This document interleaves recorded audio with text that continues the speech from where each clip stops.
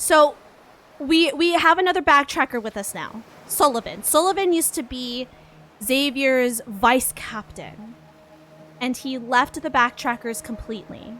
He did not want to be involved anymore, and Xavier and MC run into him and interrogate him and somewhat convince him to help, because Soren's plan to do a world transplant means that he is actually taking Philos and planting it onto Earth. However, because Earth doesn't have the ether core energy to sustain the energy that Philos needs,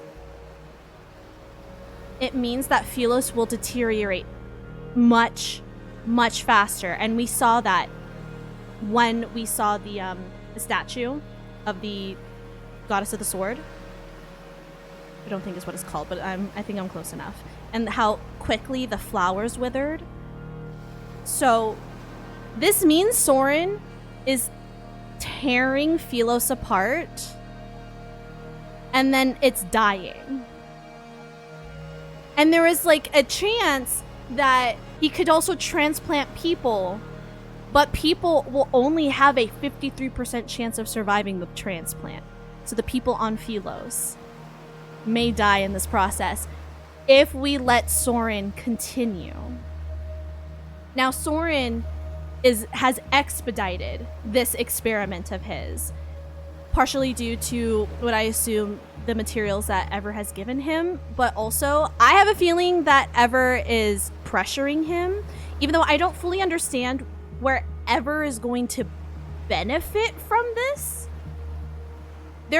Ever, from the beginning, Ever is trying to obtain immortality, so unless it's like immortality in the sense of people on Philos age very, very, very slowly. They have a very large lifespan. So maybe that.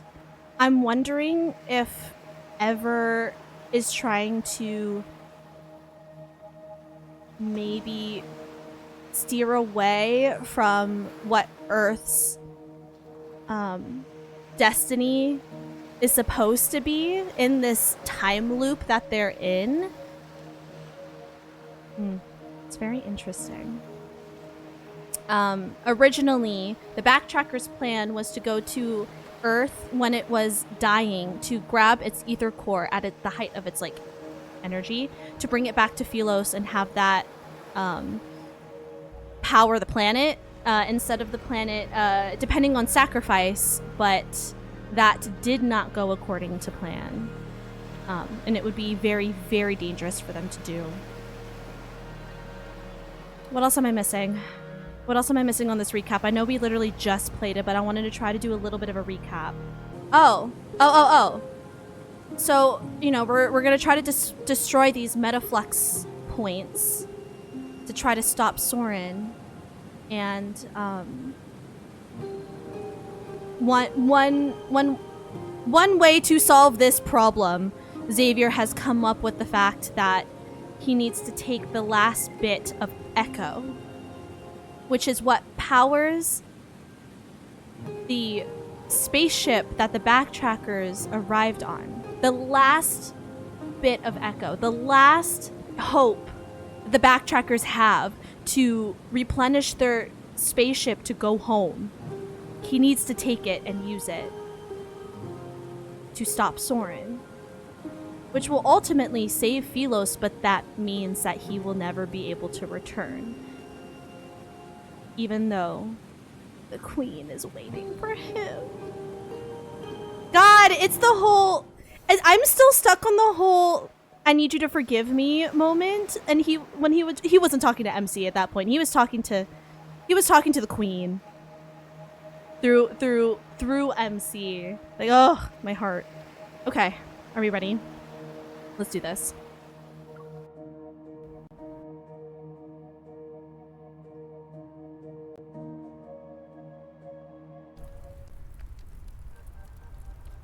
After entering silence mode, Echo is no longer defended by the system, so Xavier transfers it out of the central panel. When I returned to the vicinity of the Holy Sword of the Goddess, I realized no hunt zone number 39 is surrounded. Captain Jenna, the data shows there's a barrier around the magnetic field overlap behind the monument. It's not a wall built with the energy that's currently in the environment. It's more like a piece of space has been cut out. What do we do? Outside the secluded zone, the Association has already set up a temporary outpost. Jenna's gaze moves from the console and lands on the giant monument that stands in stark contrast against the modern buildings. The barrier's energy distribution is uneven. Prioritize finding its weakest points. Simone, what's the maximum multiplier you can boost your railgun to? 3. You said I can't exceed the safety. Raise it to 5. The multiplier can go up to 8.7. As long as there's an energy source worthy of this baby, I'll blast this pile of rocks to the moon.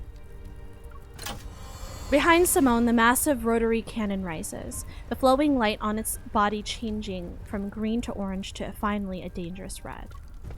I look at Xavier. After he nods, I grab him and run toward the unicorn's hunters. Captain Jenna, Simone, try this. I toss over a container and Simone catches it. It's made from an unknown metal. When she opens it, an ice blue cube is revealed. Damn, this looks Use the awesome. Association stabilizers to lock onto the magnetic field. Force multiple points to synchronize with this area's energy fluctuations. The barrier will have a momentary resistance to them. Then, weak points will appear. Attack immediately. Unsurprised, Jenna looks at Xavier. Then, her gaze falls on me. I'll mobilize the entire fire support of unicorns. But once this is over, I need both of you to provide a report. Yeah, we should probably fill you in. I love how Jenna's literally looking at us like, you know way more than you're leading on, but I'm going to trust your judgment. And you're going to tell me about this later. The perimeter support is sufficient. Don't let other hunters enter this magnetic field overlap. Unlike the others, this place isn't harmless. Let's go. I'll get you some of my latest gear. You'll deal lots of damage and be well protected. Simone wraps her arm around my shoulders and starts heading toward her mobile armory. Actually, the cannon's multiplier can go up to 13.2. Don't tell Jenna. Is it Jeremiah and Isaiah? I sure hope so. Amid urgent honking, Philo's delivery truck bursts through the barrier and stops with its rare cargo area facing us. We're just in time. Captain, let's get going. Jeremiah jumps down from the driver's seat and quickly opens the doors in the back. After 100 years, the backtrackers are finally working together again. We have to make it official. Okay, you're so adorable.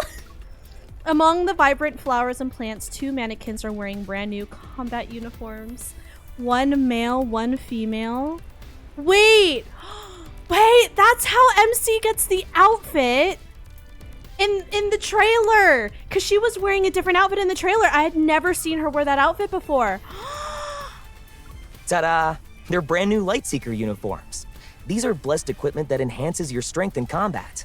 I put my all into restoring them. Yes, Jeremiah made him. Huh? I exchange glances with Xavier. My bewilderment and helplessness are reflected in his eyes.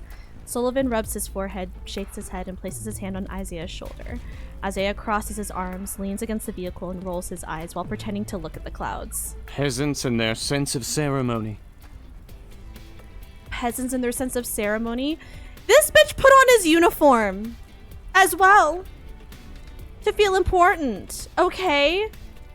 You and your bright blue sneakers. Bitch. All right, let's finalize our plan. Sullivan approaches. Isaiah remains where he is, and Jeremiah reveals a holographic map. It's a complex of traditional buildings that extends from the Holy Sword of the Goddess. We can confirm that the magnetic field overlap behind the Holy Sword of the Goddess has Astria Knight Academy. So I marked several points that are suspected flux nexuses. Our primary objective will be to remove the flux nexuses and send off the Philos fragment. The secondary objective will be to locate Soren. This magnetic field contains an RMFMA. After entering, we might land in different locations and we won't be able to stay in touch. If we get separated, use Astroscience Avenue as a reference point. If you're on the left side of campus, head to the clock tower. Clock if you're on the tower. right side, go to Knight's Hall. Got it. Oh, is there more? Are there other backtrackers with them? Or are there other backtrackers with them? The area's energy fluctuations are forced to be at the same level. Then, a subtle disturbance manifests. A weak point has appeared. All units, prepare to attack the target. Massive amounts of energy coalesce into a solid beam of light. It strikes the northwestern area of No Hunt Zone number 39. Amid earth-shaking tremors, the sound of space being torn manifests as violent energy fluctuations that reach every stabilizer. Alarms sound one after another. They merge into an urgent, cacophonous song of war. Oh shit. Walking through the familiar scenery is something Soren has yearned for over the past 200 years. Distant buildings cast jagged shadows in the unstable space. They're like chaotic omens of a dream about the end. In the front of the square, several backtrackers have gathered. All of you are early. It seems you're just as eager as I am to go home. The summoner finally makes his unhurried entrance. Soren sweeps his gaze around the circle of people. Philos' spectrum positioning has been completed. It will descend soon. Regional transplantation experiments don't require that. This isn't what you told us. Planet transplantation has an extremely low error tolerance and strict conditions. It's impossible to accomplish through human effort alone. To put it simply, it's nothing more than pure fantasy. But what I'm doing now, the site I'm about to create, it deserves to be called an effective, perfect solution. You used us! Calm down. This isn't an era where titles and royal authority work. You need to wait. You just need to wait. I will show you true salvation and the beautiful dawn. Gross. Soren has already left. His recent declaration is just an announcement. He didn't answer any follow-up questions or address any doubts. The backtrackers' expressions are indifferent. They blend in with the old street scenery. Do you think Soren can do it? Or has he gone mad? He's gone mad. Doesn't matter. The ground beneath our feet and the scenery around us are proof. If this is Philos, then where are the people? Why is it only buildings and objects? Entities without a life force are the easiest to bring over through the energy exchange. Soren said, this is only temporary. Do you really believe what he says? Even when he has never seen it himself? Have you considered another possibility? Perhaps the Philos he summoned is nothing more than an illusion. Deathly silence envelops the space. The thought wrapped in an elusive cloak is injected with lethal poison. Everyone trembles. Maybe everything we've done was a waste of effort. We took the wrong path. We can't change anything, let alone move. At that moment, the ground begins to shake violently. A backtracker leaps out from the swaying, collapsing building. When she sees what appears, her pupils The sky. contract. What? There's a crack in the sky. All gazes follow her finger. They collectively turn toward the distant corner of the sky that has been torn open like a massive wound. Ooh. Is this when they come in?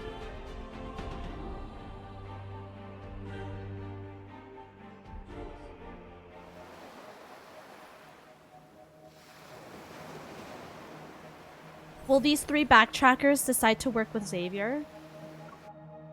Especially after they, if they get a chance to explain, Philos is dying because of him.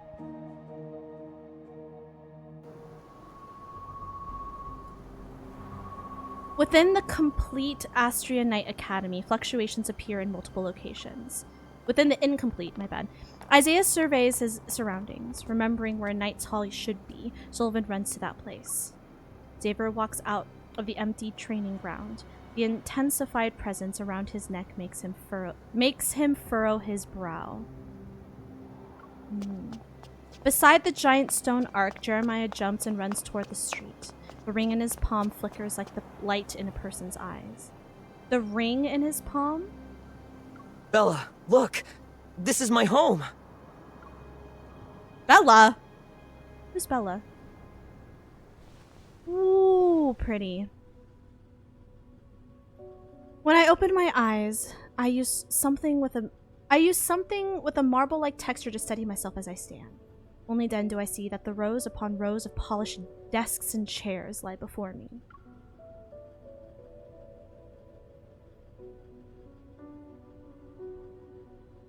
This looks like a large classroom. If this is a classroom, that's fucking gorgeous. The pristine white walls are tall. On either side of the podium's stone steps stand two knight statues. Each wields a great sword. Phantoms wearing the knight's uniform seem to appear among the desks and chairs. They materialize in the central area used for sparring. The Moonchaser's house.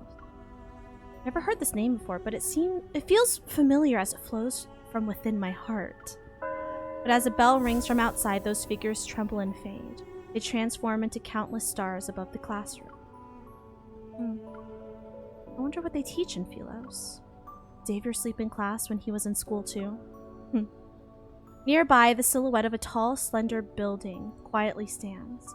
It pulls my thoughts back to the meeting from 10 minutes ago. It must be the clock tower. A shrill shriek suddenly echoes through the academy as several aircraft with different designs emerge from somewhere unknown? Multiple ports for weapons reveal themselves on their undersides. There's a flash of red light as they fly toward the breach in the barrier. Ever? I guess Soren is here. Based on Astria Knight Academy's unique characteristics and this magnetic field's distinctive barrier, Xavier deduced that Soren would most likely be hiding here. And wherever Soren is, there will inevitably be other backtrackers and even Ever's accomplices lurking in the shadows. It'd be great if we could handle everything at once, but first things first, we need to avoid these aircrafts and regroup with the others.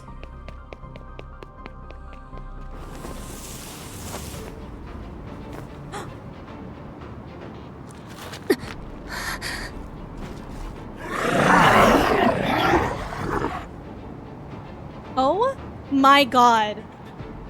Wait, I want to see my outfit. So close, those bastards.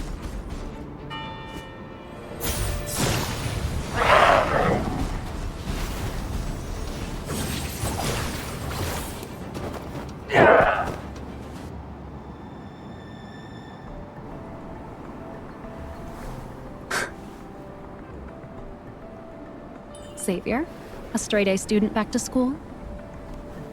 I'm not the only straight-A student doing that.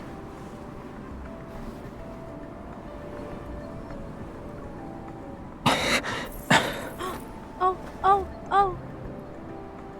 Is he using Wanderer too much is an evil? aircraft.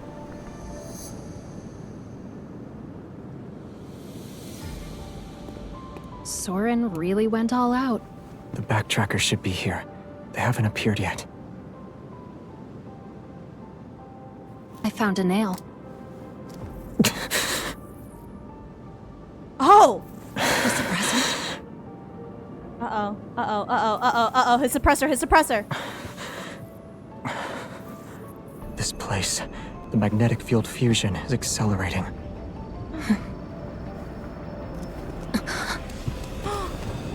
Search well. The backtrackers.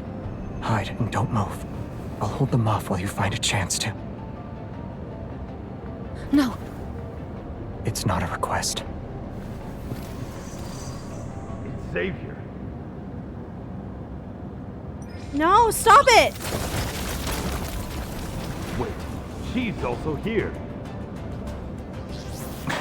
Go. Don't be stubborn. Well, you're stubborn too, bitch!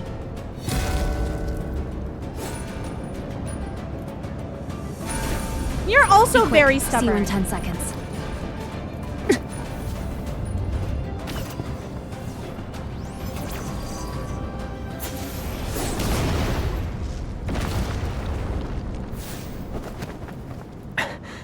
Right on time.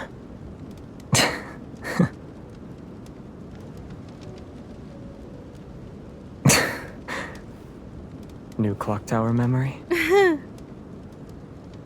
Since we're back at an old spot, being more dramatic is understandable.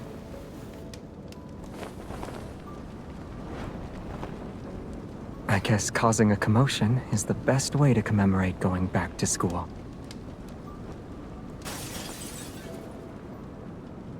Oh.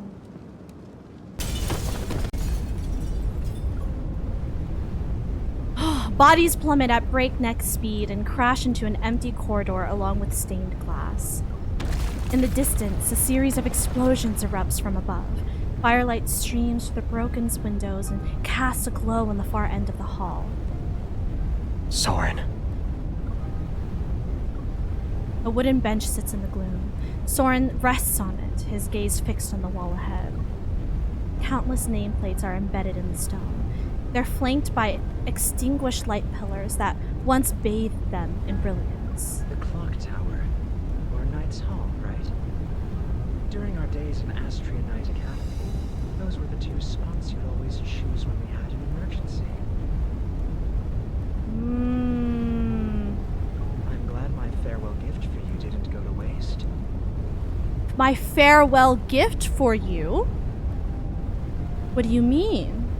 What did you do to Knight's Hall? Don't worry. I'm fair. More fair than you. Why are you so quiet? Soren, I'm gonna need you to project. It's really loud in here, and I need you to be louder. That's why what they're dealing with now is what you'll face as well. Soren rises from the bench and lifts his right hand to casually wave.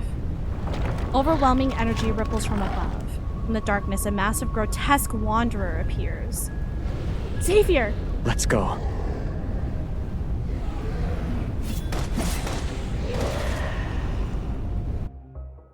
You have to battle. Okay.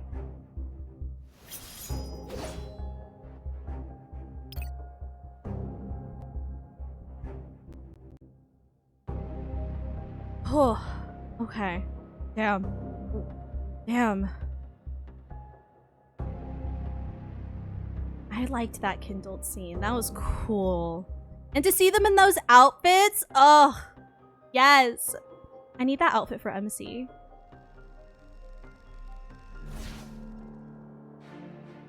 Let's bring it down together. Soren, when I catch you, right? Let the battle begin. It's time. Here we go. My turn. Watch out. It was just a scratch. You won't escape.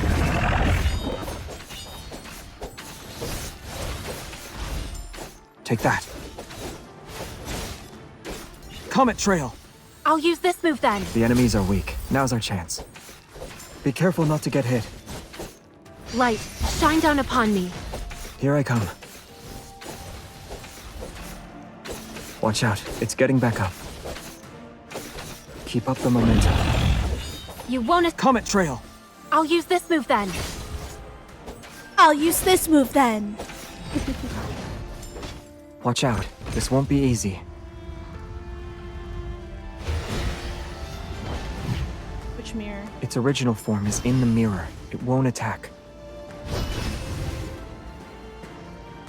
Time to get serious. Xavier! Find the mirror it's in and break it. You won't escape. It's okay. Now it's my turn. Swords of the Stars! We must always point in the same direction. Oh, It's time. Here we go. that's so cool. The enemies are weak. Now's Oh, our I chance. think this is the companion for Be his careful not to get hit. basement. Take that. Light, shine down upon me. Here I come. End it. Is it? Bring it on. Watch out. It's getting back. It's just a small victory. We can't let our guard down yet. Nice. But shouldn't we all... Okay.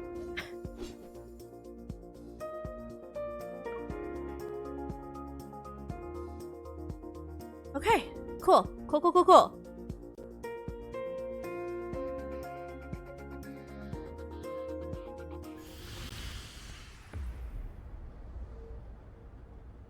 The Wanderer collapses to the ground. The energy particles cascade like waterfall as they dissipate.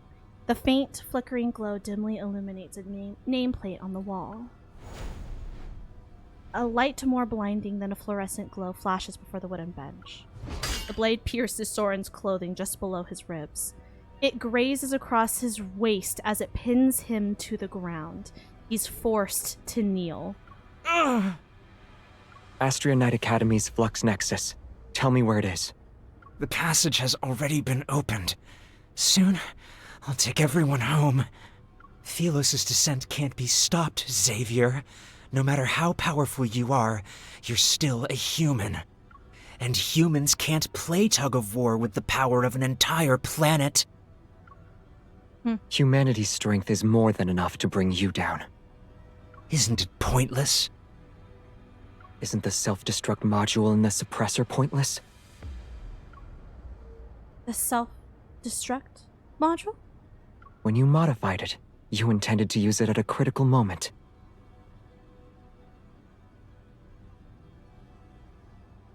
The self-destruct module on his suppressor? You fucking bitch, Soren. Isn't this the perfect time? You think I won't activate it? Defiant, Soren forces himself to stand. He's clutching a chip between his rigid fingers. I rush forward, but when I see Xavier shake his head slightly, I force myself to stop. What are you waiting for? I'm waiting for the last moment. I'll let you witness the moment of my victory. I saved Philos when no one else could. I killed the unkillable Xavier. These represent my crowning victory. I'm not going to wait with you. Activate the self-destruct module or die by my sword. It's hot when he does not. When he does not. Pick one. His fingers nervously twitch, the chip deforming several times, yet it returns to its original shape when his grip loosens. After several breaths, it's unclear whether he'll be destroyed by the pressure of or Xavier's sword. I hear a soft clink. The chip is on the ground, yet the sound of its fall is clear and distinct. You're not as insane as you think you are. Don't look at me like that. You two and your teacher. You looked at all of us with that same expression. It's as if commoners like us were worthy of encouragement once we entered the Astria Knight Academy. As if we deserved some pity. My teacher? Someone who dedicated everything to a corrupt royal family. Someone who can't see how commoners bear the burden of Philos' sins. The grandest knight of the kingdom and Astria, bathed in glory, a role model I admired and revered. A rotten Philos like this is beyond redemption. Xavier's silent figure suddenly turns fierce, but his blade presses down. He restrains his anger. He was the type to prepay tuition for students with financial difficulties. Have you forgotten what you said when you first entered the academy? I still had faith back then. I believed in you, him, the king, but all of you destroyed our trust again and again. Even the backtrackers never treated me as a real member. You used to be the smartest person in the backtrackers. Of course. You don't need to tell me that. The backtrackers aren't a squadron of knights. We didn't recruit people based on the roles they could fulfill. You have a mind that surpasses most, yet you were willing to conduct feasibility trials for our undeveloped ideas. Maybe you forgot that the people who invited you to be our companion were us. So what? Isn't it more ironic that you're bringing this up now? You were the first to invite me, and the first to cast me aside. And now, I can do what you can't. You still don't get it. The Wanderer's dying shrieks echo from the other side of the magnetic field. My tense body finally relaxes. It looks like the other battles. The other's battle has ended as well. Xavier turns his head slightly and glances outside. His gaze is serene. The backtrackers don't lack strength. They don't lack wisdom either. What everyone needed was a companion on the same wavelength, not a nifty gadget. You didn't need to prove that you were a useful tool. Xavier, are you throwing pity at me again? I hate the way you look at everyone. It's like they're nothing but nuts. You! His aggressive words are cut short by a heavy blow. Xavier tosses the unconscious Soren onto the bench and cleans his sword. Well, Soren's lost it. I doubt we can get anything useful out of him. The magnetic field here is too chaotic. My evol can only faintly sense the flux nexus. Let's try following Jeremiah's lead instead. No need. I think I know where it is.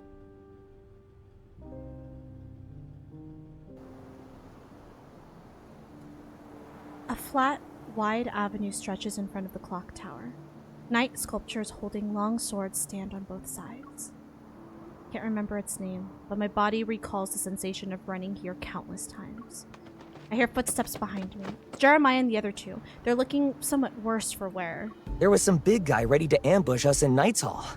Good thing the three of us aren't pushovers. We killed it. Only Sullivan and I were doing the fighting. I threw a bunch of bombs at it. They served as a distraction. I love Jeremiah so much.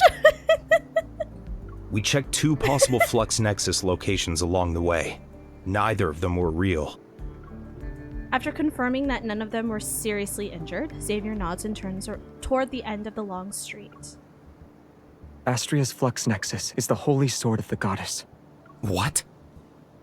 Soren, that damn mutt. How much humiliation do we have to go through before he's satisfied? Wow. The most dangerous bomb was hidden in the safest place all along. Let's go. We'll destroy it and send Astria back. Wait! Xavier! Are you really going to destroy the monument? Can you still call yourself a Grandest Knight? The Holy Sword of the Goddess isn't just a symbol of Astria Knight Academy. It's the royal family's greatest honor. Have you forgotten what it represents?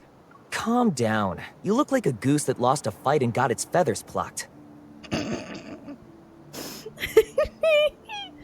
You and Soren can die together. It's unclear whether Jeremiah is restraining Isaiah or Isaiah is overpowering Jeremiah, but the two of them have started brawling off to the side. Is destroying the monument the only way?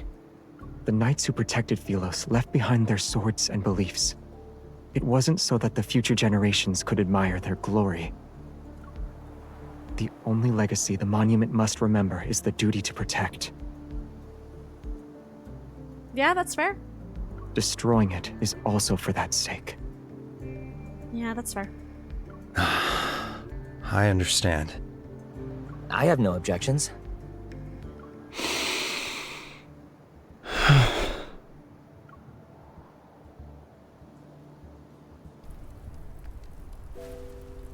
The Holy Sword of the Goddess didn't manifest by chance. It serves as an anchor point for the magnetic field in No Hunt Zone number 39, but its energy is too strong. The monument from within Astria seems gentler. Energy condenses into a halo that surrounds it. Xavier takes my hand and we walk toward it. From now on, the Sword of Traceback doesn't serve kings or nations. It fulfills one's choices. Xavier, whatever choice you made is the best one. He tightly holds my hand. Then his grip loosens. His gesture shifting from a firm clasp to gentle support. Even as my palm touches the monument, Xavier doesn't let go. Instead, he covers the back of my hand. Together, the Holy Sword witnesses us. Let it rest, Your Majesty.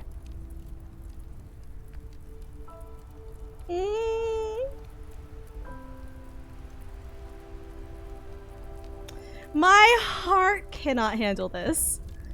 Courtney, girl, me too. I'm so done. Wrapped in energy, I can no longer hear his whispers despite how close he is, but I understand that it's time.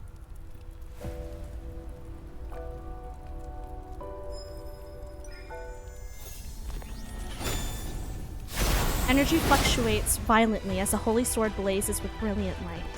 At the same time, a terrifying energy comes crashing down on us with overwhelming force. Instinctively, I gather my own power to resist. Our resonance that was dismantling the holy sword falters. Don't stop. Leave it to me. I withdraw my power and focus on dismantling the holy sword. I'm no longer distracted by the energy that has suddenly surged. Even with my eyes closed, at that very moment when the statue breaks, I feel myself, in body and soul, be engulfed by light. An unimaginable energy hurricane is intercepted. It should have burst forth with an impact powerful enough to level everything. Only then do I realize that the power confronting this terrifying energy is familiar. It's Xavier's evil. Xavier? I'm here. Xavier, baby, are you okay? The light hasn't faded yet. I feel around for Xavier's hand. I don't even dare to let go for a second. Memory shimmering with light floods in. Together, with this warmth in my hand, they become the final gift the Holy Sword bestows upon me. What? Oh. Damn. Why is it every time I feel like it's really only like Xavier's stories are the ones that make me so emotional. Like this,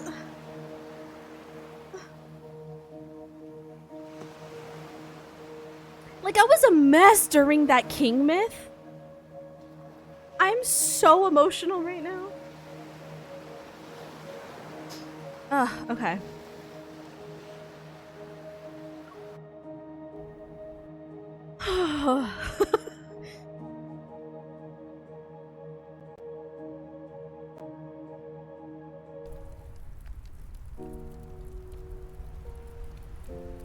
It's not until the no-hunt zone's distinctive smell penetrates my nostrils that I open my eyes. The first thing I see is Xavier's pale complexion and his bare neck. Are you okay? Your suppressor. The energy blockage caused by the planet's descent being interrupted was enough to destroy all of Lincoln. I had no choice but to use brute force. Are you okay?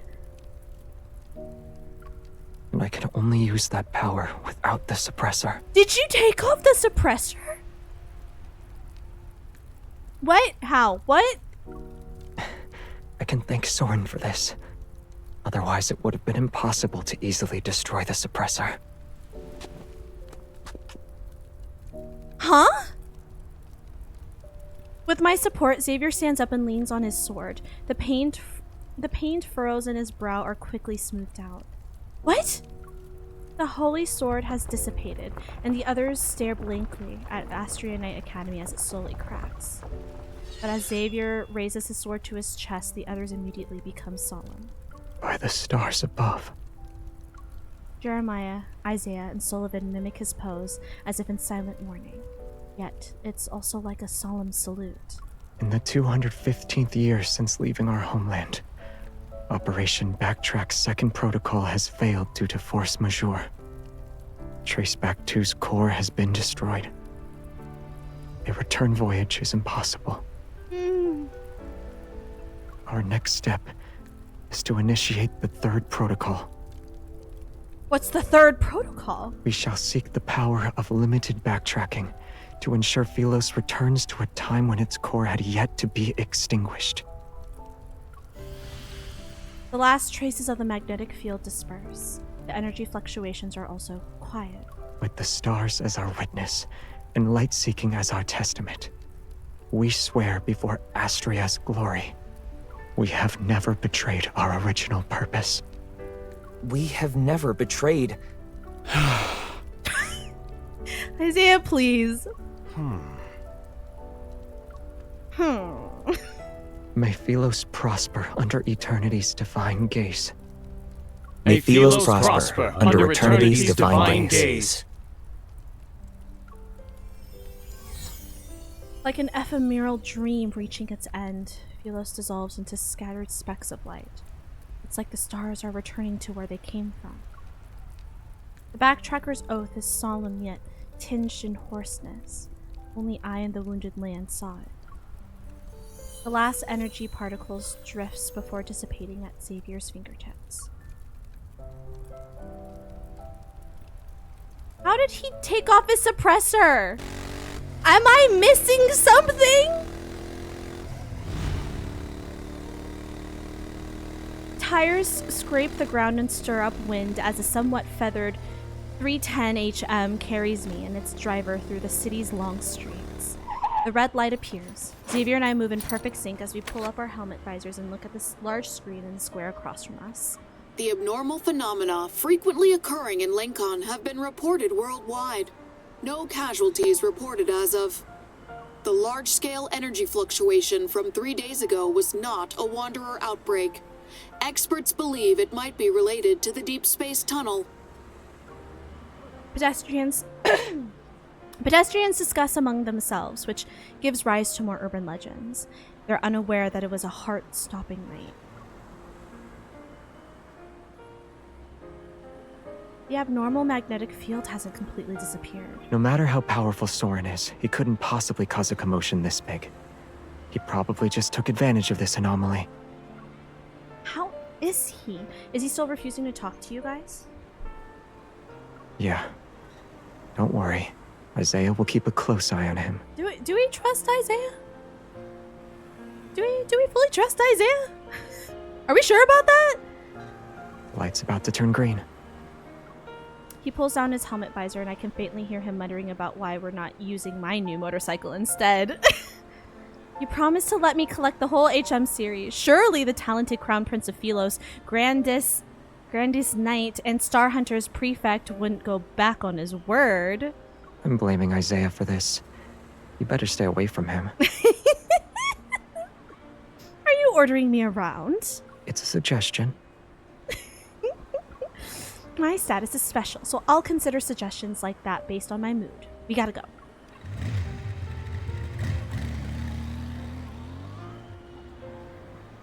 I know, it's such brother energy. Within no hunt zone number 39, hardly any traces are visible aside from the impact caused by the Holy Sword's energy burst. Looking somewhat melancholic, Xavier crouches down and touches the grass. If you're upset, you can cry. No one else is here.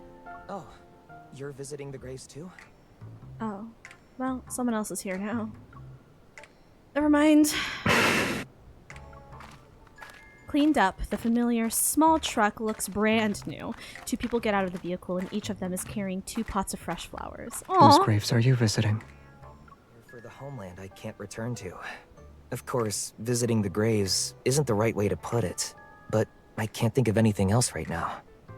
He's the one who insisted on being here, not me. With 2 more people and several more pots of flowers, the no-hunt zone now looks like a campground. Jeremiah is curiously walking around the pile of scorched earth that was left behind by the monument.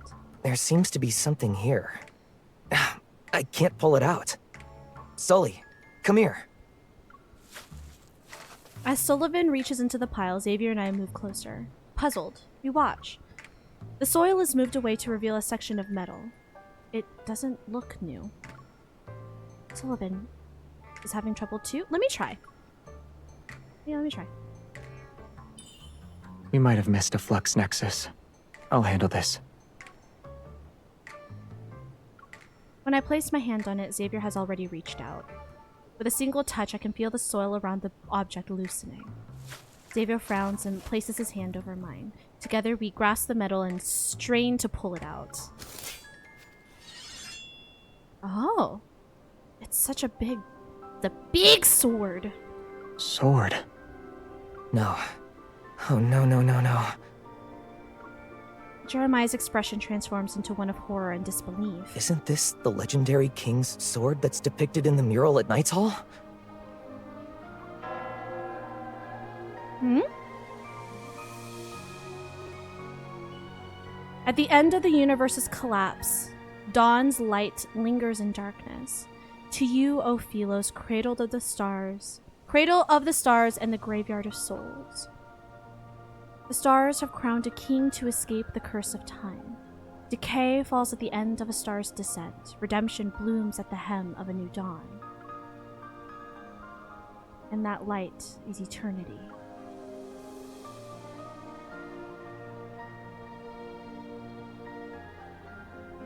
Oh.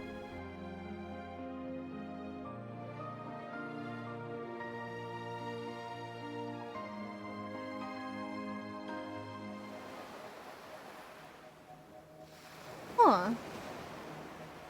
Interesting. Alright, let's get into it. Because I feel like Xavier's portion of the story has ended. I think that is like a good ending. The abnormal magnetic fields in Lincoln are rapidly diminishing, and the situation's threat level has been downgraded from critical. The sword left behind by the holy sword of the goddess hasn't shown any abnormalities, but we remain vigilant. Jeremiah is keeping it sealed for now. And thanks to Sullivan's intel, Xavier has begun searching for backtrackers who weren't involved in this incident. Across the universe, the oath witnessed by the holy sword will fall into the heart of every backtracker with Starlight. According to the reports, Taurus recently discovered a fragment of a mysterious relief depicting a human face on Wave Chaser Island.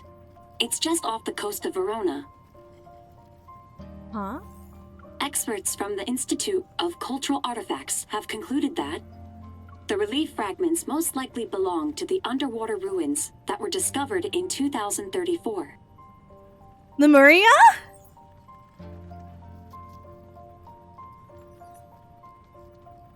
Oh. After a decade, relics supposedly from Lemuria have resurfaced, which have sparked intense online discussions. Experts state that further verification is needed to confirm whether the fragments truly belong to Lemuria. I know who we can ask. Speaking of which, does Lemuria actually exist? Many years have passed since the initial discovery, but the research hasn't gotten far. Maybe Lemuria is a seed from an alternate dimension. Aliens are implanting their civilization into Earth. Well, I mean, that's a fair guess.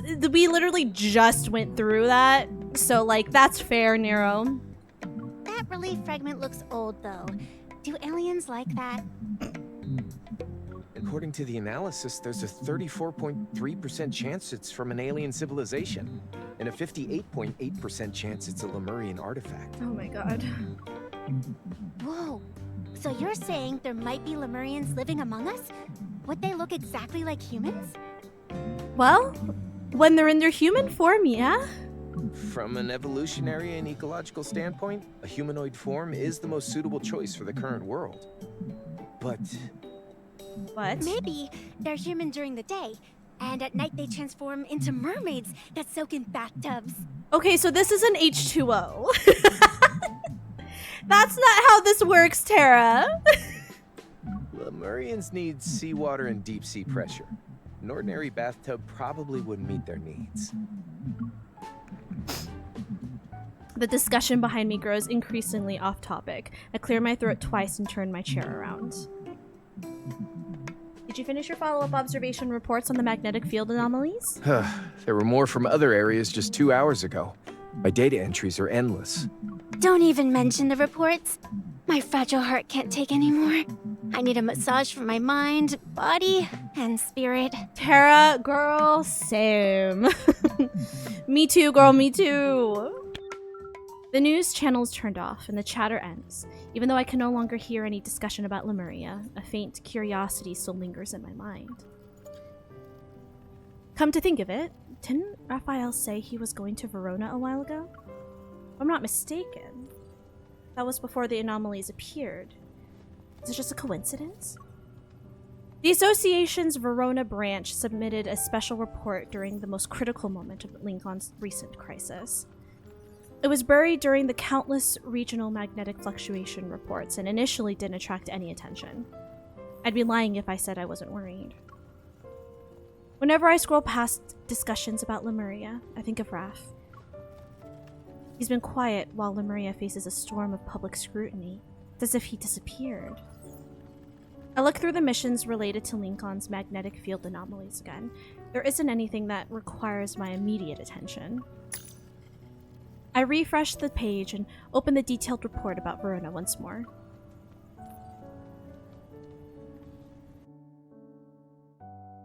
Literally, right as I mention it, we start Raph's route. That's so funny.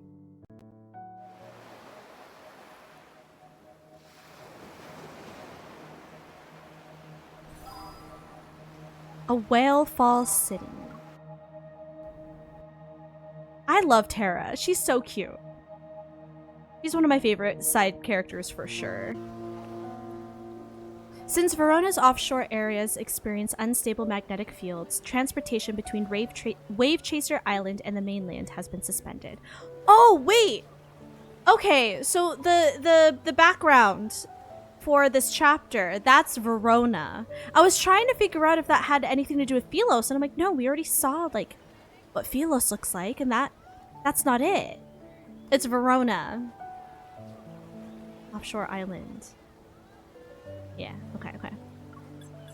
I board the ferry prepared by the association and facing the sea breeze, call Raphael.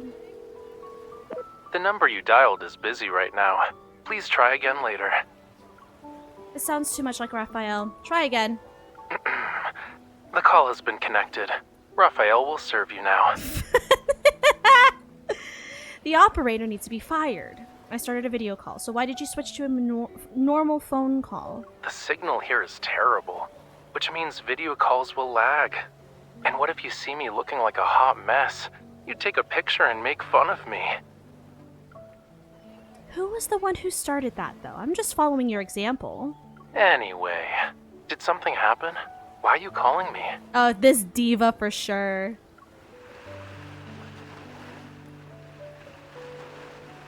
Why do I hear waves in the background? Good question. But first, why do I hear waves on your end? I knew I couldn't hide it from you, though. I was planning to call you after you finished work. I didn't expect you to beat me to it. You're at Wave Chaser Island, right? There's... So... Hello? You're cutting in and out. I can't hear you. Hello? Raphael's call ends abruptly. Try calling him again, but it doesn't connect. The number you dialed is busy right now. Please try again later. It's actually voicemail this time. Before I know it, the boat is already in the waters where the magnetic field anomalies were detected. Cell service disappears. I try opening several messaging apps only to see that the network is down. The impact is severe. The situation is worse than what the Verona branch reported. The signal is completely gone. Wave Chaser Island will be isolated from the outside world, and if there's an emergency... Watching the signal bars fluctuate, my brow furrows. I look at the somewhat artificial island that's visible in the distance. The wind and waves are intensifying.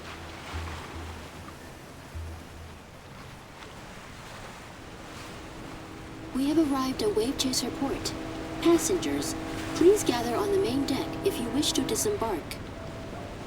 In the evening, the ferry docks at Wave Chaser Point. The ferry docks at Wave Chaser Port. Aside from the ferry, other ships are moored. Words like Gaia Biotech are printed on them. The coastline where the relief fragment was discovered has been sealed off with protective barriers. Inside, a group of researchers wearing Gaia Biotech gear has gathered. It looks like legitimate scientific fieldwork. Gaia Biotech. Why are Ever's people here? As the only passenger, I disembark under the watchful eyes of the crew. My colleagues stationed on the island walk toward me. Gaia Biotech personnel sealed off the area where fragments were found. We can't investigate it for now. Do they have a research permit? They got it yesterday. I heard they had to negotiate with the archaeological team from the Institute of Cultural Artifacts for a while. Vultures, huh? They start running as soon as they hear of something. Supposedly, Ever challenged the archaeological team's findings and claimed their results were inconclusive due to the abnormal magnetic fields. And Ever possesses the most advanced protocore equipment that can be used for scientific research in any environment. So... I circle the barrier, make my way to a section of water, and then activate my Hunter's Watch. The readings hover at a delicate threshold and slightly increase as I move closer to the ocean. The magnetic fluctuation's focal point isn't on the shore. In coastal areas, anomalous situations at sea aren't uncommon. We have plenty of experience dealing with them. However, this one is unusual. What everyone's most worried about is whether there's a risk of triggering tsunamis and other disasters. It's possible. Have hunters from your branch recently collected precise measurements from the sea? Gaia Biotech closed off the relevant zone for that. They claim it's necessary for their scientific expedition preparations. That's so annoying. Really? Do they have that kind of authority? It's mentioned in their permit. The abnormal magnetic field readings are stable now. It'd be inappropriate to interfere. I'll stay behind under the pretense of risk prevention. Okay, I'll head back and submit the report. The Verona hunter jogs away, only to return moments later. I almost forgot. Because of the magnetic field anomalies, the island's cell service has been kind of bad. If the comms channels don't work, you can find me at the port. You can also toss a bottle into the ocean or use seagulls to deliver messages. What about a choir of seagulls? I'm sure Raph knows how to gather some. Huh? She leaves with a laugh that perfectly captures the island's unique charm. I slowly raise my head to look at the seagulls circling overhead. How am I going to contact Raphael now? By seagull? I never tried it before. Well, here goes nothing. With no one around, I raise my hand and extend my index finger. I pretend to be a tree branch. 10 seconds, 30 seconds, a minute. Seagulls continue to circle in the air and mock me with their harsh, grating squawks. I lost my mind. Seagulls won't land on trees. I should have pretended to be a rock. Seagull's laughter becomes louder. Do I have to throw him a message in a bottle? I struggle. The seagulls suddenly adopt a formation and fly behind me. I watch them as they move. Ooh, I like this outfit, Raph. Look at him. Waves lap at my heels. The seagulls dive down and the shadows cast by their wings sweep across his hair and eyelashes. Oh. Okay. They delivered your message ages ago, cutie. Raphael snaps his fingers. A perched seagull picks up something from his palm before departing. Why do they land on you when you pretend to be a tree branch? You don't need to go that far. Just feed them. I've been doing it for 2 weeks, and even the super dumb seagulls know obedience means getting food. Yeah, that's fair. I act as if nothing happened and quickly walk to him. How long have you been standing there? Ever since you decided to be a cute tree branch. Well, that's embarrassing. You were there the whole time? Yup. I didn't expect the waves to deliver you so quickly. I thought I was seeing things. If I weren't concerned about something... If I weren't concerned that something happened to you, I'd be in Lincoln with mountains of work. What could possibly happen to me? I doubt the locals would kidnap me and, lock me in a dark room until I finish 100 paintings. Quiet for several seconds. Then I turn around and pretend to leave. Since you're fine, I'm going back to work. Hey, wait! Eagle's food falls to the ground as Raphael grabs my backpack strap. My departure fails, and I take 2 steps back and end up being closer to him. It's getting dark. What work do you have to do? I need to mess with Gaia Biotech or sneak past the barriers. That sort of thing. I'm extremely busy. Seagulls gather at our feet to eat. Raphael remains silent for a long time in the noisy sea wind, his expression gradually becoming serious. Ever won't let anyone in. Oh? You sound certain. It's almost like you have some insider information. The relief fragment isn't from this seabed. It belongs to Whalefall City. Whalefall City? Whalefall. Whalefall. Its relationship with Lemuria must be extraordinary. Is it related to those Lemurian ruins that were discovered in 2034? That was Whalefall Acropolis. Although we used to live there, it's not a royal capital. Oh, Reed, I agree. I love his story because everything with Lemurians is so interesting to me, and as well as like his like myths and whatnot. He is, out of the 5, he's my least favorite of the voices, of the love interest voices. After all these years, this is the first time Lemurians have discovered artifacts from it. There was nothing for who knows how long, and then it was discovered. You weren't aware of Whalefall City being hidden in the seabed? For Lemurians, the ocean holds no secrets. And there's no sea on this planet that bears a trace of Whalefall City. Legend says it was torn away from Lemuria one day. It vanished from our world. Oh. You're saying Whalefall City doesn't exist in the dimension we're in right now? More or less. When the relief fragments appeared, the Lemurians in Verona checked the seabed. There was a small section of structures belonging to an unknown civilization emerging from the seabed, but they couldn't approach it. Raphael crouches down and shakes the food out of the box so the seagulls have an easier time eating. Gaia Biotech has been here for 3 days. They've run themselves ragged trying to get into Whalefall City. Of course, they always come back empty-handed. To enter Whalefall City, you need to use more mysterious, ancient, devout methods. The seagulls tear apart the empty food box. After a burst of chaotic flapping, they leave. Sounds like you know how to get into Whalefall City. I'm still unsure about it, but I believe it won't reject its actual citizens. I guess that makes sense. The full moon rises and the tide has arrived at some point. The waves soak our calves. The coolness reaches the soles of my feet and spread through my body. I want to keep thinking, yet I can't help but shiver.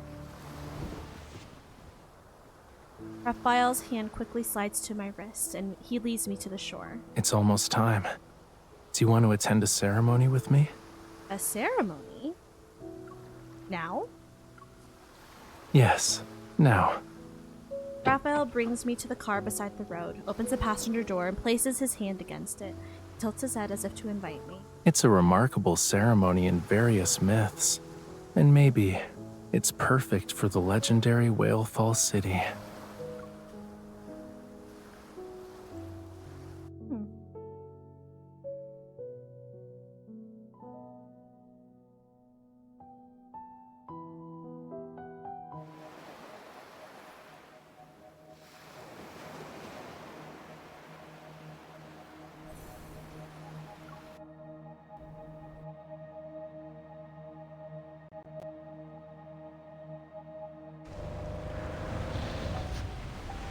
We drive along the winding coastal road and traverse most of the Wave Chaser Island before stopping in front of a cliff in the southeastern region.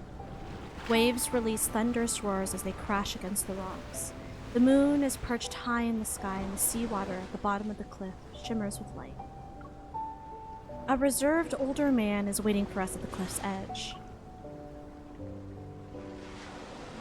He looks familiar. I feel like I've seen him before. Is the sea moon ceremony ready? Yes, we're just waiting for you. After responding to Raphael, he turns to me and holds out his hand to express friendliness. I'm Raphael's butler. We met at the antique shop.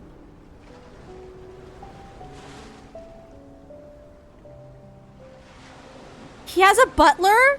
Is this like early main story? Because I forgot this shit. And antique shop? I shake his hand, and the scene before me overlaps with an image from my memory. This was the same hand that gave me change when I visited an antique shop. Raphael and I traveled to a peninsula during that trip in summer, and I wandered into an antique shop. Thought it was an ordinary store, but the owner was actually Raphael's butler? My apologies. I wasn't able to reveal my true identity during our first meeting. But please believe me when I say that I and many other Lemurians are genuinely delighted to meet you. Huh. I'm about to say it's okay when Raphael cuts into our conversation. He's saying he doesn't need to keep secrets now, so he can welcome you properly. I run an antique-themed bed and breakfast on the island. The scenery is lovely and the food is good. Why don't you stay there tonight? Okay, bet. Following the old butler, we go down the path and reach the coast.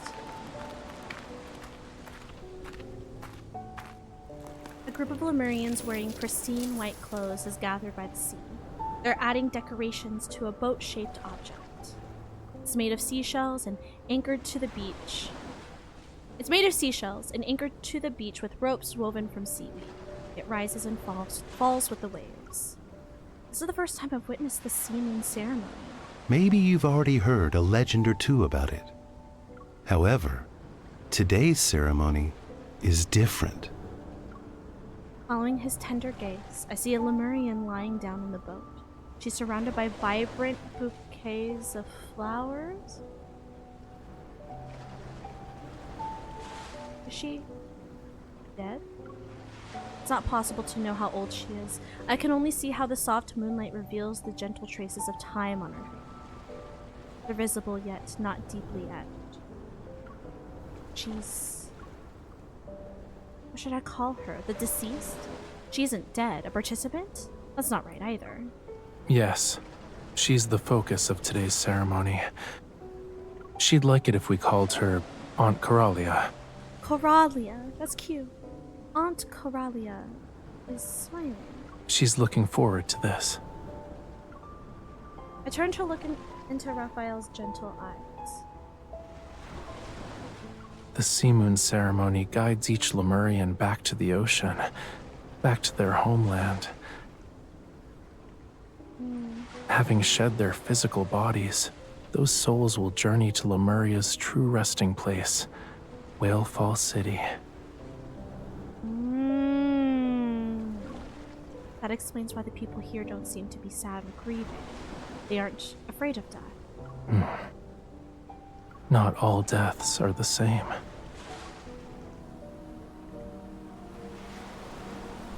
Soft chanting rises from the crowd, and it's quickly drowned out by the howling sea winds until it's barely audible. But the pearls and seashells adorning the boat hear it. They silently emit a soft glow. With the songs of their people and the ritual's power, the deceased melts into the sea, and life takes on a new form. But if they die on land, their life force remains trapped within their fragile remains. Being unable to return to the sea is painful for Lemurians. No wonder Raphael had to retrieve those remains from Raymond's villa. Oh yeah, the skeleton in that art collector's home. Yeah, that. No wonder. Forced to be away from her home while alive and unable to rest in peace after death, she must have felt desperate. Do all deceased Lemurians eventually reunite in Whalefall City? My words slip out without thinking. I soon realize I'm sharing Aunt Coralia's anticipation. Maybe. Assuming they can find the way back to Whalefall City. But isn't Whalefall City... The moon has reached its apex. Follow me.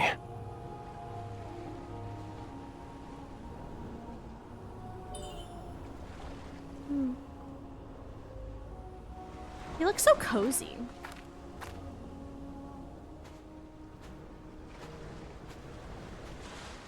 Raphael leads me by the hand and we reach the shoreline.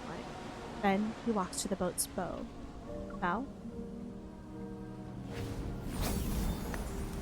He raises his hand that holds a bouquet. A gentle flame is ignited in the night's darkness. Enveloped in fire, the flower beds rustle and tremble. Their wave-like petals unfurl one after another.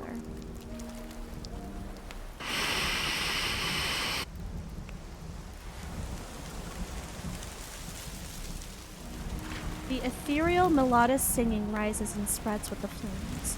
Harmonies merge to create a call and response with the waves. The Lemurians slowly step forward. They take the flowers aglow with sparks from the boat and hold them as if they scooped up seawater.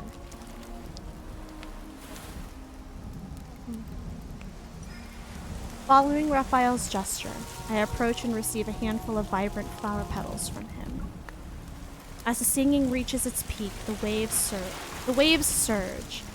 The quietly moored seashell boat gently sways as it drifts away from the shore. This is the final step of the ceremony.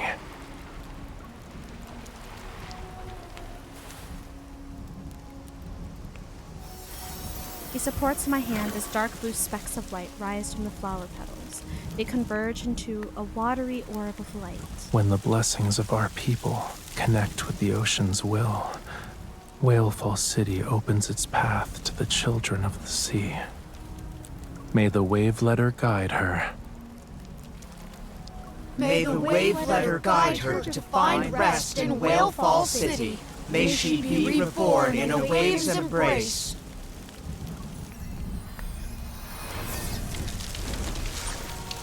Ooh, that's pretty. The orbs of light from the flowers pulse with the rippling waves. They transform into fish that swim around the boat as it drifts toward the sea. The waves carry the petals as they collide and gather. On the dark water's surface, they converge to form a bright, gentle path.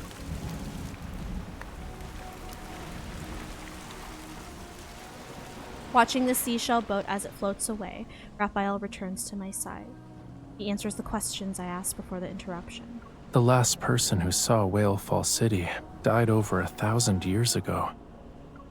And as I said before, Lemurians aren't certain if they can return. Despite that, people still believe in the Sea Moon Ceremony's legend?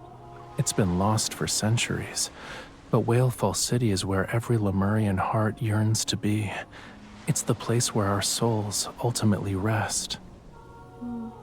Over countless years, this yearning gradually transformed into a comfort as intangible as a dream. So, today's ceremony is different. Since Whalefall City appeared, can Aunt Coralia's soul really return? That was her final gift to us, and it's her dying wish. There was still some time before her Sea Moon ceremony would be officially held, but she couldn't wait any longer. She wanted to test whether the path back to Whalefall City still existed.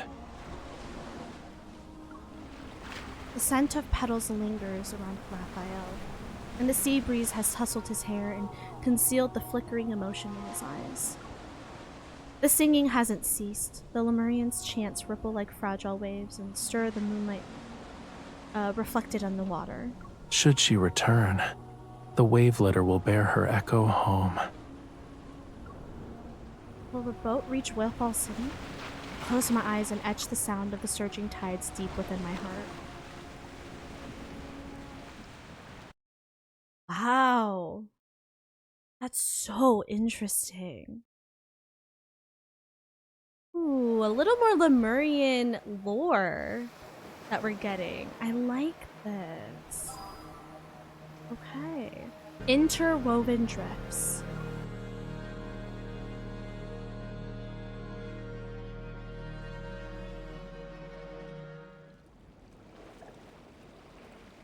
The distant sound of the waves lingers in my dreams long after I've fallen asleep that night.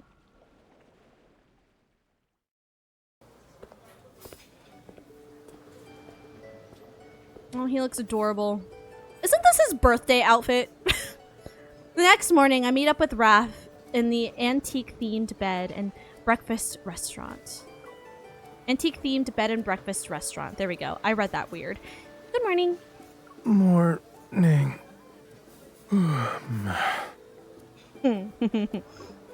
Raphael looks like he didn't sleep well. He's yawning as like a fish blowing bubbles. Musicians are playing classical music in the lush courtyard as servers in the restaurant restock seafood and fresh produce. Oh, thank you, Reed. Children are collecting seashells on the beach, and surfers rest or practice in small groups while carrying their boards along the sand. The turmoil of the outside world doesn't seem to affect life here. On Wave Chaser Island, there's only harmony, freedom, and flowing vitality. This restaurant has been part of the bed and breakfast for years, you know. On Wave Chaser Island's restaurant list, it's in the top 3. You should try more of their dishes. Yum.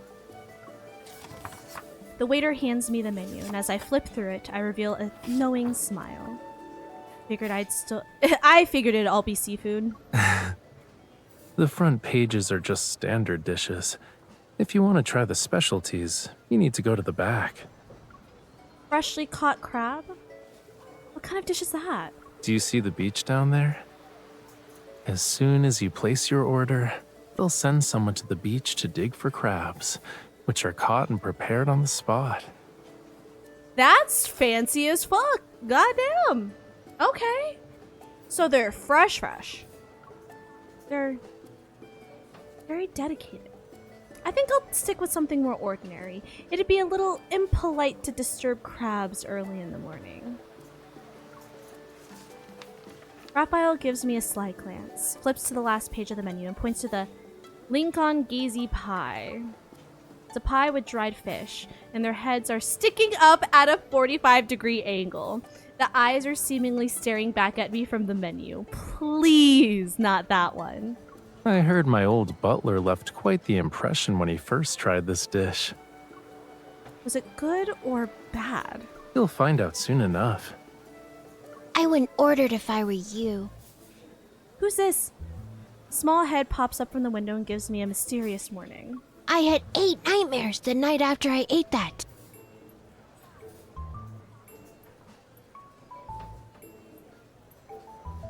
Okay. Okay, little child. I mean, I guess it's fair. Aiden. We should order one. Then you won't eat the other dishes we ordered. Who is this kid?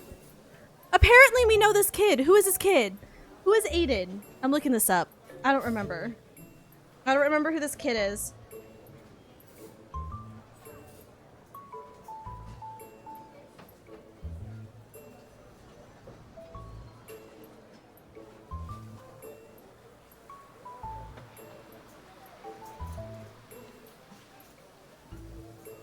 He's a half Lemurian child.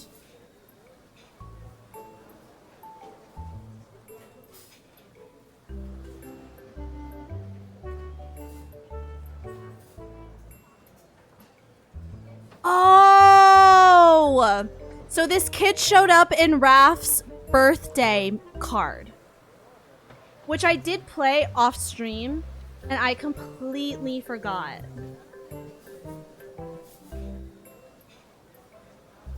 An excited boy's voice catches our attention. He rushes toward Raphael, who blocks it. He's admired Raphael ever since he was a kid. I mean, he still is a kid.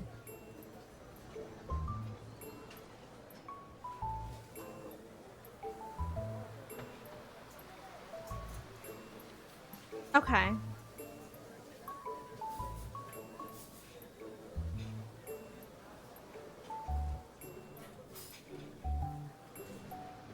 But he didn't used to have a Sprite, so now he has a Sprite. That's cute. Okay. So he's just like a half Lemurian kid who just really admires Raph, who we met during Raph's birthday card. Okay. Cool. I got it. I'm caught up now. We should order one. Then you won't eat the other dishes we ordered. The boy shyly sticks out his tongue before walking through the main entrance. Children also attended the sea moon ceremony, but I didn't pay too much attention to them last night. Only now do I notice how Aiden has gotten taller. Out of all the Lemurians Raphael has introduced me to, Aiden holds the most special place in my heart. His father is a Lemurian, his mother is human, and Aiden himself is a half Lemurian who isn't very good at singing. Raphael, Miss, can I join you today? I promise I won't disturb you while you're doing important stuff. I'll be on my best behavior. I love him. I love him. He's so cute. He's adorable. His hair matches his sweatshirt. How cute. Raphael and I exchange a glance, our smiles reaching our eyes, but we pretend to look reluctant. After breakfast, the Miss and I are heading out. We might encounter some danger. I won't be too close when I follow you. And if there's danger, I'll run away. This is the perfect chance for me to go outside. If I just sit around and do nothing, I might get too anxious and struggle to breathe. Okay, child.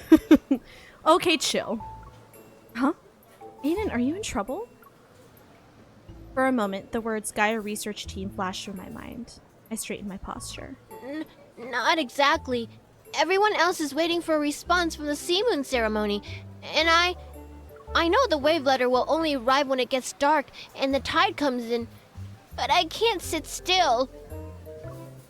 The young boy hasn't experienced much of life's hardships yet. Only a faint, indescribable unease lingers in his eyes. I send Raphael a questioning glance. Not sure what his plans are for today, but if he'd be willing to accommodate the boy's request. The aroma of food arrives with the server. Raphael places the seafood paella in front of me and slides his cream soup over to Aiden. I'll give you the time it takes to finish this bowl. So, I suggest you really think about whether or not you want to be our tag-along for your vacation. Huh? Oh. Was he gonna say something else and I cut him off? Whoops. Unsure of which path to take, two grown-ups head out with a child and stand at the intersection. Didn't you guys have something important to do? Yeah, doesn't the sea god have something important to do? You're right. And doesn't Miss Hunter have something important to do? Can't help but feel a little deflated. I'm here as external support from the association's HQ. It's supposed to help the Verona branch analyze abnormal magnetic fields. Gaia Biotech has sealed off the area under the pretext of scientific expedition. Unless the readings go beyond the safety threshold, hunters aren't allowed to intervene freely. So you can only wait and see. It's a little frustrating, but yeah, that's the current situation. What about you? With a massive whalefall city on our doorstep, aren't you thinking about a lot of things? Yes, but my circumstances are the same as yours. You're also waiting to see what happens? Why? Gaia. Of course. Who else could it be? Aiden tilts his head up. He looks left and right as he imitates Raphael by putting his hand in his pockets, and he speaks in an attempt to be cool. If you think about it, you two have the same target. Doesn't that mean you have the same goal? Smart kid. You're a smart cookie. Raphael gently pats the back of Aiden's head and leads us away from the busy streets. We head to the coastline. Hunters can't freely interfere with Gaia's scientific expedition. That's basically a rule in human society. But a Lemurian wanting to return to the sea certainly doesn't need anyone's permission. What do you think? In the morning light, Raphael stands with his back to Aiden and winks at me. A fleeting glint of mischief crosses his face. If you ask me, since the abnormal magnetic field is connected to Whalefall City, we should pursue the heart of the matter instead of investigating phenomena on the surface. As a hunter, I can accept having my actions restricted and being forced to take a vacation. But as an ally to Lemurians, I should help when it comes to important matters like finding a lost capital city. Right? Among the three people here, all three are clever. Huh? What are you two talking about? It's grown-up business. I'm not telling you.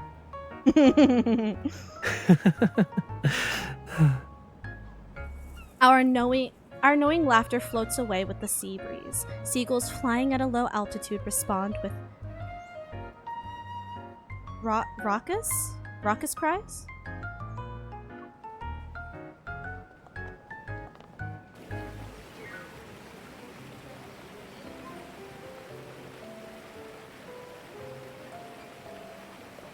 The mist from the fountain refracts to create a faint rainbow. Tourists pause and take pictures. But the column-shaped sculpture in the center has a strange protrusion on one corner. The intricate pattern and bizarre shapes disrupt the fountain's harmony. That's... Not something from the island. There's a faint magnetic fluctuation. In abnormal magnetic fields, objects partially materialize and overlap with the original sculpture. It seems the underwater magnetic field does affect Wave Chaser Island, but very few people have noticed it. On the other side of the fountain, someone has dragged over a ladder and sits at its top. They're carefully examining the protrusion with a carving tool. This could be an opportunity to push past the sculpture's originally conservative style. The sculptor uses a scraper tool with modeling clay to fill in the sharp edges of the sculpture. He gestures in the air to visualize the work and is about to make the first cut. It's better to preserve some of those sharp angles. Oh? Ha! It's you! I was wondering who else on this island could have eyes sharper than mine. The sculptor, immersed in his art, finishes his greeting to Raphael before his gaze falls on me. Slightly raises his eyebrow. Our minds are always in an artistic perspective. It's boring and not surprising. Raphael, don't you think? Unconventional art needs non-artistic advice? Exactly. What kind of advice? City beautification or environmental considerations? I thought someone like you would be angry upon seeing this obliteration of art. Obliteration is one of many tools when it comes to art. Oh, I know! You need to balance order and obliteration. Without bothering with pleasantries, he's already tracing lines in the clay. The crowd of onlookers disperses while Raphael's focused gaze remains unchanged.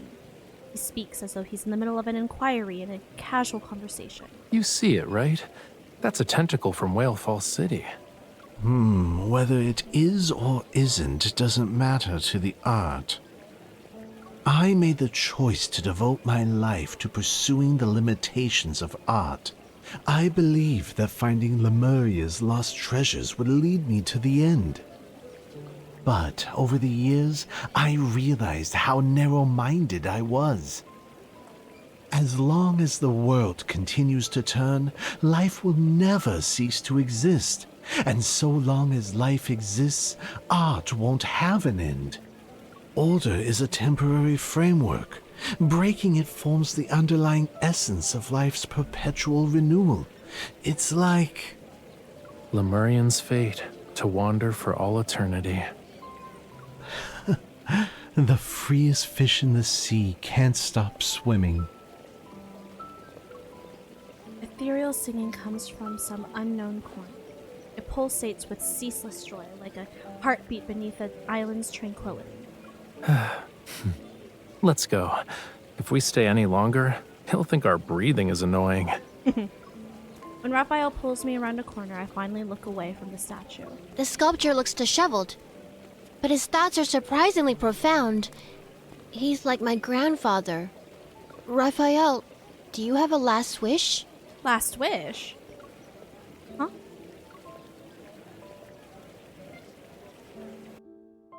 What do you mean by a last wish? Ooh, okay, battles. So that's the end of this chapter. Okay. That's a really nice, I think, introduction for us to lead into whatever chaos we're going to encounter in the final chapter. Okay, let's do the battles. Oh, we need purple and pink. Well, it's gonna give me Caleb. But I should fight I should fight with Raph. I just don't. His cards aren't really as leveled up as I would like. Problem. Where's this? I think I only have.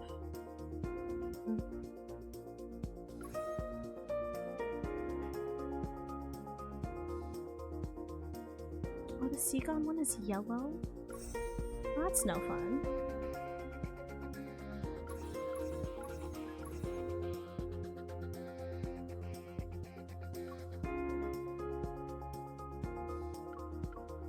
Well, let's fight with the Sea God power. Oh, but we need another purple. I mean,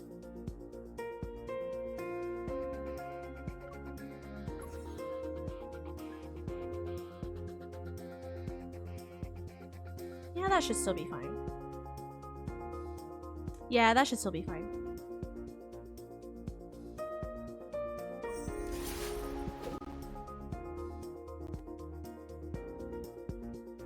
The battle won't be as quick, but at least we're staying on theme. And we're playing with Raph as the Sea God. If the game doesn't crash.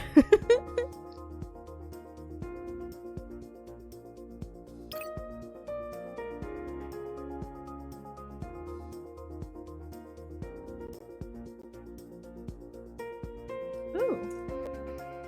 Vice Tour merch is out.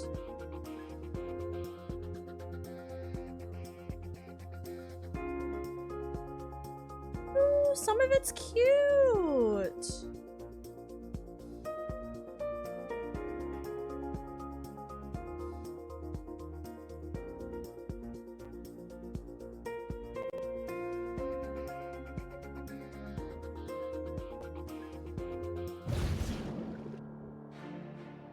Destruction's tide has arrived.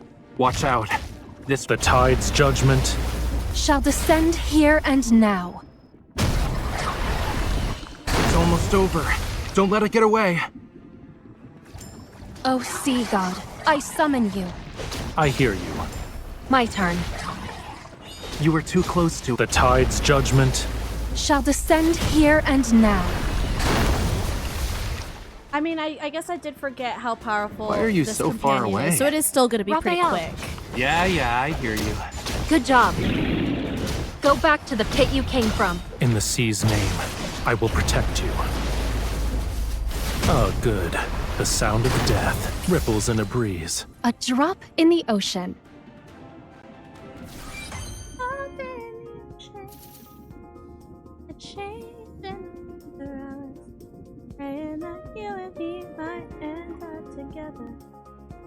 Anyone else know that song?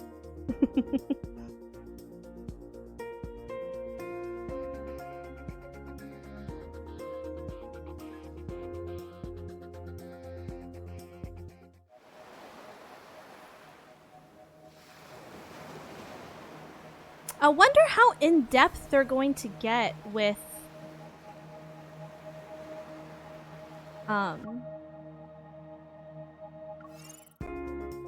this storyline, because we only get one other chapter.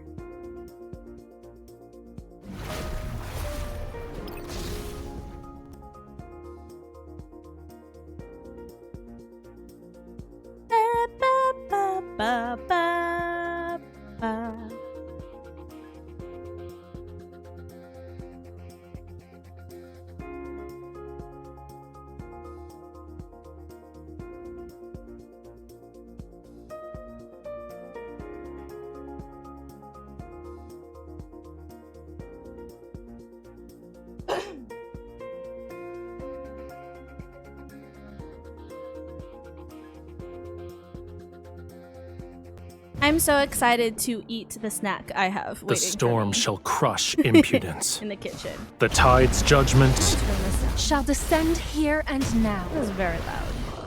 I don't need the battle to be so loud. I need you. If that's your wish. Oh, good. The sound of death. The tide's judgment Shall descend here and now.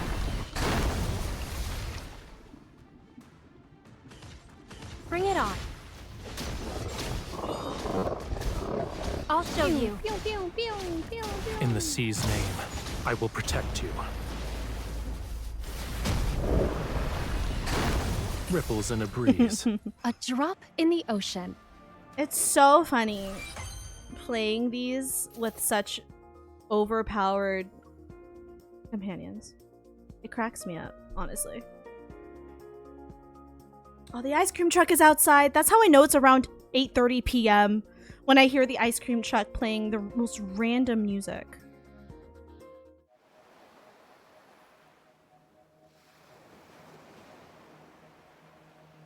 If it's quiet enough, you might be able to hear it too.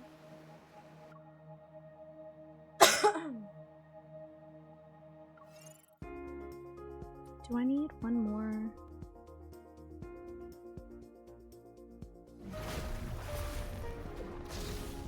That's fine. I think there's another one.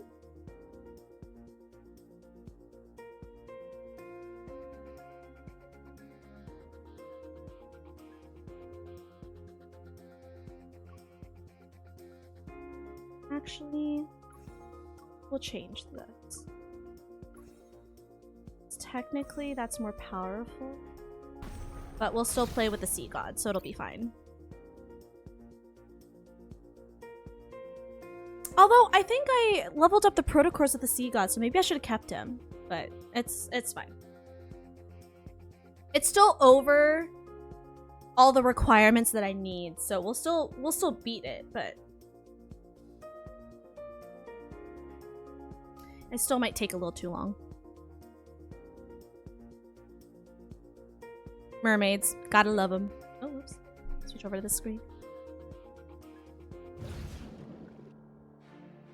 The storm shall crush impudence.